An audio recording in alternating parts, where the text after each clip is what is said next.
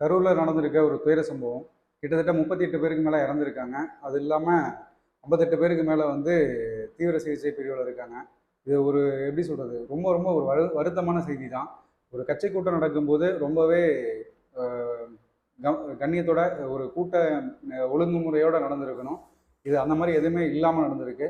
காவல்துறையும் பார்த்தீங்கன்னா அவங்களால முடிஞ்ச அளவுக்கு கட்டுப்படுத்தியிருக்காங்க. ஆனால் அவங்களாலையும் முடியல. இன்னொன்று, காவல்துறையும் வந்து அதிகரிச்சிருக்கணும். காவலர்கள் அதிகமாக அந்த பணியில் இருந்திருக்கணும். அதுவும் ஒரு தவறாயிடுச்சு.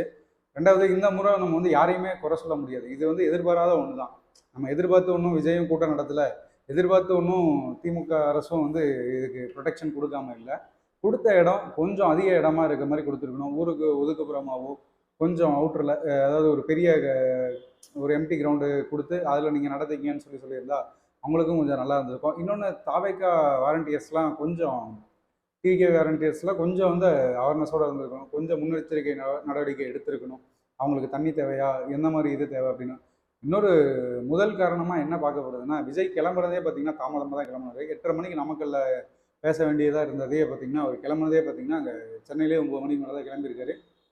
அதேமாதிரி மதியம் 4 மணிக்கு மேலே வந்து நமக்கு கரூரில் பேச வேண்டியதாக இருந்தது. அதுவுமே பார்த்தீங்கன்னா ரொம்ப தாமதமாக தான் கிளம்பியிருக்காரு. அதனால் இந்த கொஞ்சம் சில பல விஷயங்கள்லாம் தவிர்த்துருந்தாங்கன்னா கொஞ்சம் நல்லா இருந்திருக்கும். இல்லை டைம் ஓவராக இருக்குது, அந்த இடத்துக்கு போகாமல் இருந்தால் கூட இந்த ஒரு உயிர் சேதாரங்களை தவிர்த்துருக்கலாம்.